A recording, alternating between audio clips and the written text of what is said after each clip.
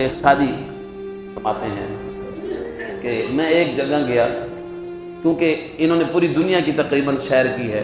فرماتے کہ ایک مقام پر پہنچتا ہوں تو کیا دیکھتا ہوں کہ ایک بہت بڑے عالم ہیں، تو میں نے کہا کہ میری یہاں کیا ضرورت ہے، میں کسی اور جگہ جا کے تبلیغ کر لیتا ہوں۔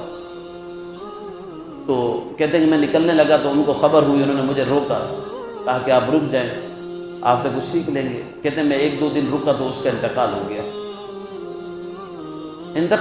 تو کہتے ہیں کہ میں نے خواب میں دیکھا کہ وہ شخص عذاب میں مبتلا ہے، عالم تھا، مسجد کا امام تھا، لیکن عذاب میں مبتلا ہے۔ میں نے پوچھا کیا وجہ ہے؟ کہا میری بیٹی سے کہو کہ مجھے معاف کر دے۔ آپ بیٹی کے پاس گئے، کہا بیٹا اپنے والد کو معاف کر دو، تمہارا والد تمہاری وجہ سے عذاب میں ہے۔ بیٹی نے کہا معاف کر دیا۔ چند دن گزرے، خواب میں دیکھا وہ علامہ صاحب جو ہیں وہ جنت میں ہیں۔ فرمایا یہ تو بتا تو بیٹی کی وجہ سے آزمائش میں کیوں تھا؟ کہا کہ اس لیے کہ میں نے جب بیٹی میری جوان ہو گئی، بالغ ہو گئی، میں نے اس کی شادی نہیں کی، اللہ نے اس حقوق کو سلب کرنے کی وجہ سے میری پکڑ کر لی۔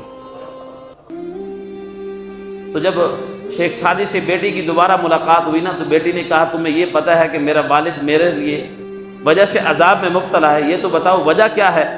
کہا وجہ یہ ہے کہ تم جوان ہو گئے تو اس نے شادی نہیں کی تھی۔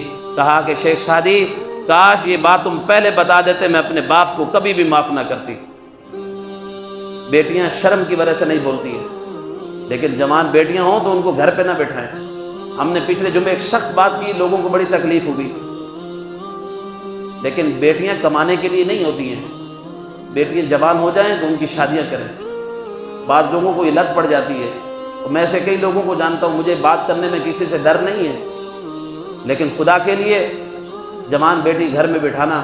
فرمایا کہ اس شخص کے ساتھ صوفیہ کھانا بھی نہیں کھاتے تھے جس کی بیٹی جوان ہو اور وہ گھر پر بیٹھی ہو۔